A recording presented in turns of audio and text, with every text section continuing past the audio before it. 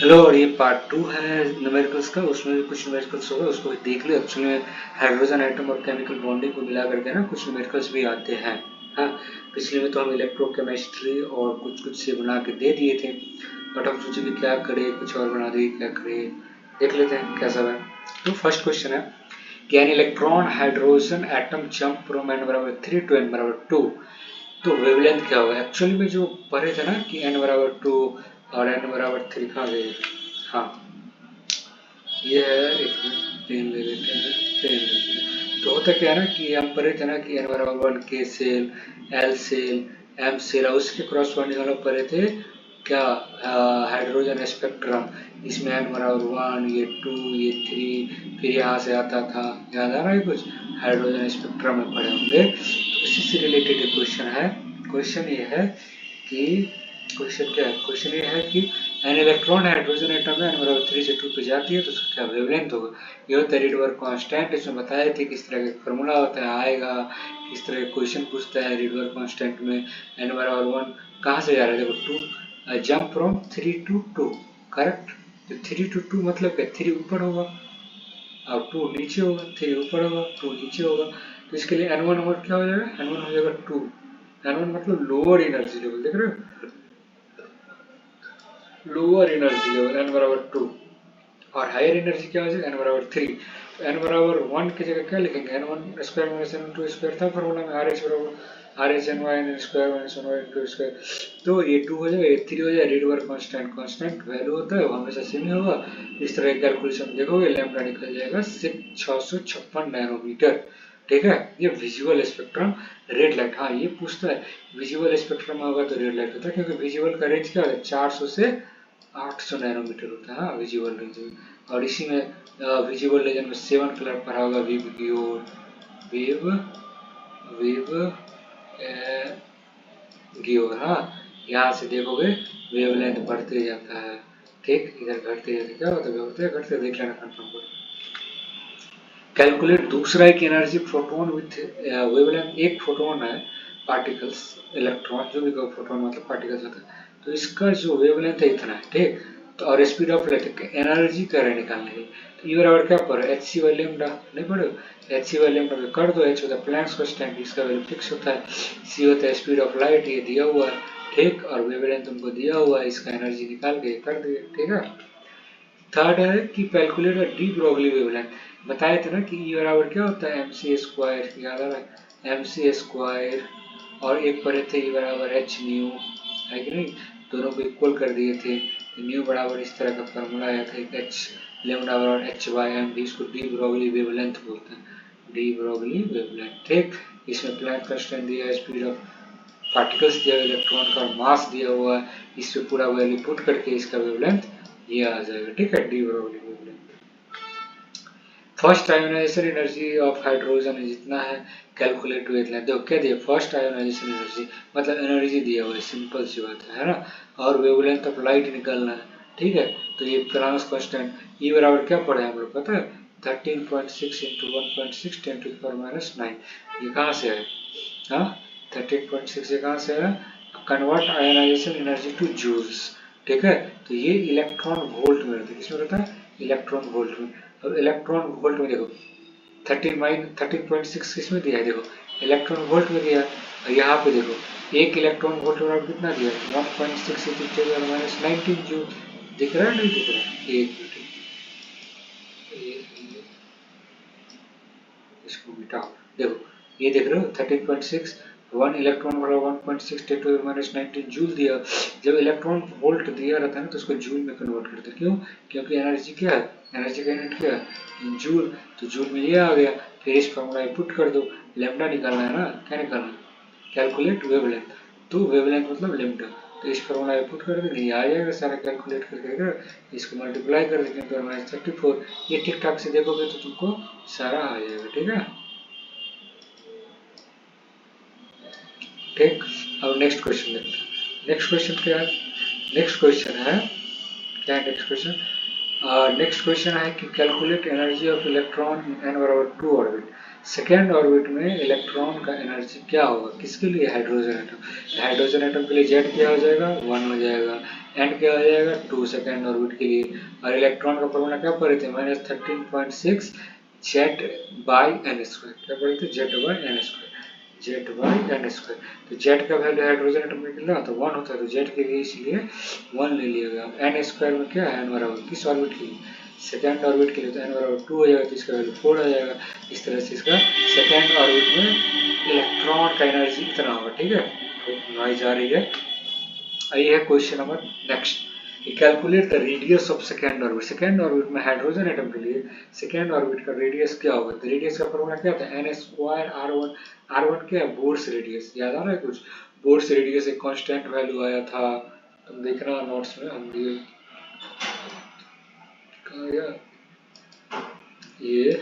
ये दिया हुआ था। ठीक है, तो यहाँ पे R1 बोर्स रेडियस इतना हो गया, और m बराबर radius of the first orbit, और n बराबर 2 है।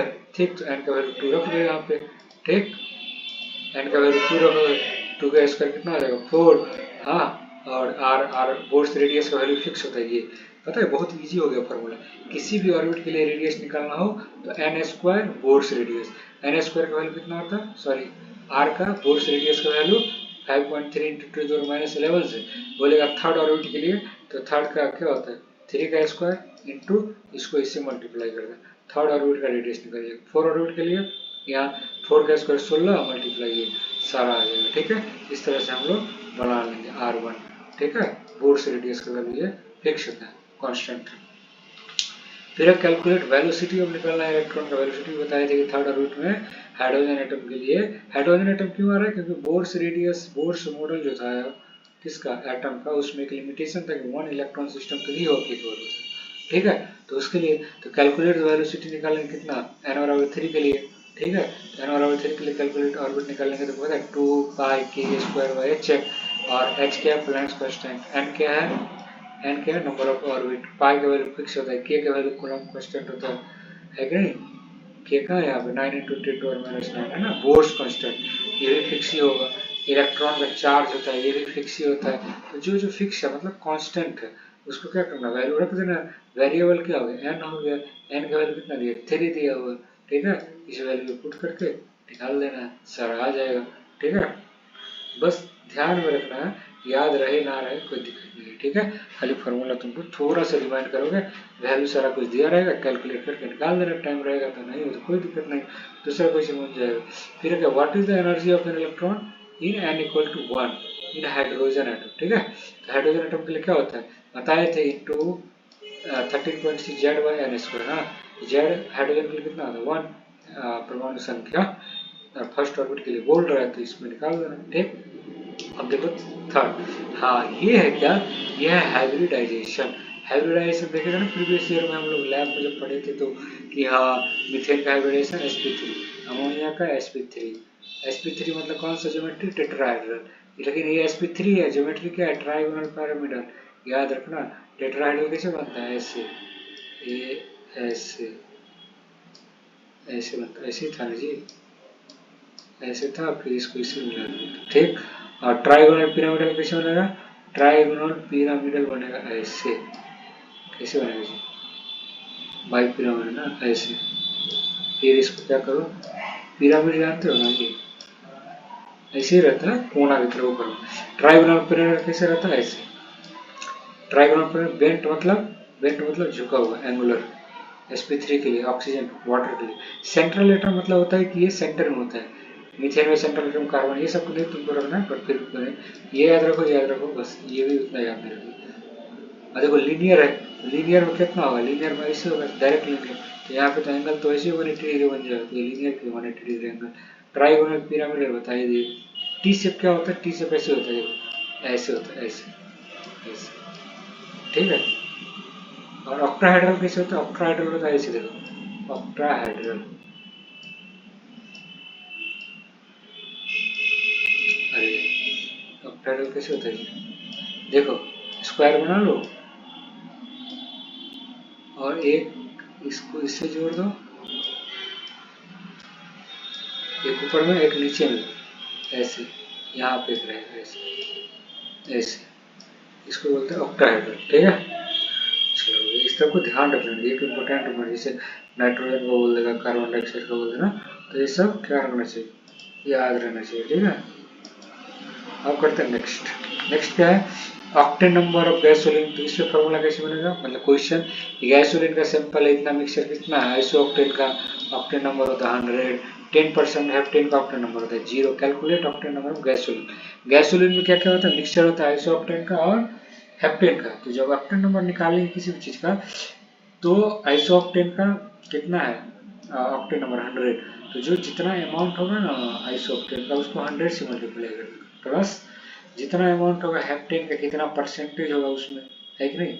जैसे 90% है आइसो ऑक्टेन का, तो यहाँ पे 90% को चेंज करोगे तो 90 बाई क्या होगा 100, तो 90/100 क्या हो जाएगा जी, 90/100 जो है 0.090, 100 से मल्टीप्लाई कर दो, परसेंट हेप्टेन, हेप्टेन देखो कितना 10%, 10% कितना होता है 0.10, और कितना है ऑक्टेन नंबर हेप्टेन का 0, टोटल कितना है 90 है, आंसर हो गया। देखना है किससे मिलकर बना है, और उसका कितना है परसेंटेज है, परसेंट, और क्या ऑक्टेन नंबर दिया रहेगा, सबको क्या करें मल्टीप्लाई करके जोड़ देना, बात खत्म, ठीक है। अब देखते हैं दूसरा, यह है सीटेन नंबर। सीटेन नंबर बताए थे कि डीजल है, इसका डीजल में क्या क्या रहता है, 80% सीटेन है और 20% है कितना हेप्टा मिथाइल नोन है। नाम से मत घबराना, नाम में क्या रखा है, काम देखो। सीटेन नंबर क्या है 15, calculate cetane number of diesel, है कि नहीं। तो डीजल के लिए निकाले सीटेन नंबर का फॉर्मूला क्या होता है, F1 into C1 F2 into C2। F1 क्या, F1 F2 are fraction of component, मतलब कि डीजल में क्या क्या चीज होता है ना, सीटेन है, सीटेन कितना परसेंट है 80%, तो 80% क्या लिखेंगे 0.80, कितना है सीटेन नंबर किसका, सीटेन कंपाउंड है उसका, देखो सीटेन कंपाउंड है, सीटेन नंबर 100 है, तो 100 से मल्टीप्लाई कर दो, फिर कितना है हेप्टामिथाइल नोनेट का सीटेन नंबर कितना है 15, कितना परसेंट है 20%, 20% में क्या होता है 0.20, 15 से मल्टीप्लाई कर दीजिए और क्या है सीटेन, कितना इजी है, क्वेश्चन आता है इस तरह का। कैलोरीफिक वैल्यू क्या होता है, बताए थे कि ईंधन का क्वालिटी बताता है, कौन सा कैलोरीफिक, कहाँ गया कर्सर,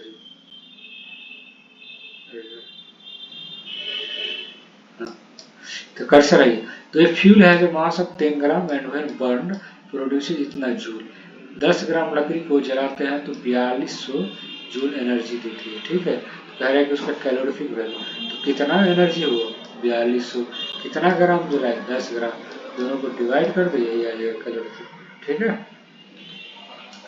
अब है higher and lower calorific value, जिसमें बढ़ाए थे HCV और LCV पढ़े थे ना, यहाँ पे देख रहे हो HCV का फॉर्मूला बताया नोट्स में, कैलोरीफिक वैल्यू है कि नहीं।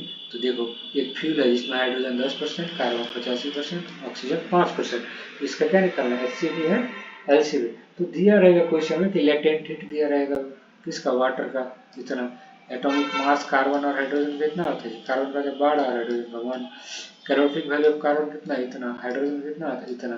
अब निकालने कैसे, HCV का formula carbon into calorific value, है ना, क्या क्या है फ्यूल में, हाइड्रोजन कार्बन और ऑक्सीजन, कार्बन, कार्बन का कैलोरीफिक वैल्यू, हाइड्रोजन, हाइड्रोजन का calorific value, hydrogen latent heat of vaporization of water, जब हम किसी भी चीज को गर्म करेंगे तो उसमें देखो थोड़ा पानी वानी निकलता रहता है, ठीक है, तो लेटेंट हीट ऑफ वाटर होता है, थोड़ा बहुत होता ही है, ठीक। तो देखो इसका निकाल लेंगे, जहाँ पे सी क्या है ये सब दिया है, फॉर्मूला आप HCV को जानते हैं, सी है क्या है मास ऑफ कार्बन 85% है, 85%, हाइड्रोजन कितना है 10%, ठीक है। देखो नेक्स्ट स्लाइड में देखो, कार्बन का निकालेंगे पहले क्या, कितना है फिर 85% में क्या होगा 0.85, ठीक, और कितना देता है 33.5 किलो कैलोरी, देखो 33.5 कहाँ दिया, याद है देखो कैलोरी देखते हैं गिवन है, कैलोरीफिक वैल्यू ऑफ कार्बन 35.5, ठीक। तो इसी को यहाँ पे मल्टीप्लाई कर दी, इसका आ गया, इस तरह का हाइड्रोजन का दिया था 10%, इसका कैलोरीफिक वैल्यू इतना था, ये आ गया। फिर किसका, वाटर का, तो वाटर में क्या होता है जी इतना 10% था, इसका कैलोरीफिक वैल्यू मल्टीप्लाई का, अब क्या करेंगे तीनों को जोड़ देंगे, तीनों को जोड़ देंगे, जो आंसर आएगा क्या आएगा HCV, क्या आएगा HCV, higher calorific value. LCV का फॉर्मूला क्या होता है कि कार्बन का कैलोरीफिक वैल्यू प्लस हाइड्रोजन का कैलोरीफिक वैल्यू, ठीक है। LCV excludes the heat produced with condensation of water vapour only, ठीक। तो कार्बन का कितना है 28 और हाइड्रोजन का कितना है 3, दोनों को जोड़ दो। ठीक है, इसमें हमने किसका नहीं लिए, वाटर वेपर का नहीं लिए, ठीक है ना, वाटर वेपर का नहीं लिए, ठीक, एलसीएम, क्योंकि वो वेपर उनके गए थे। तो बस thank you to all of you. ठीक है, best of luck for your exam. हम सोच रहे हैं ना कि ये क्या करें, एक ऑब्जेक्टिव को बना के तीनों को दे। ठीक है, देखते हैं कितना पॉसिबल होता है। ओके, थैंक यू, पढ़ाई करो अच्छे से।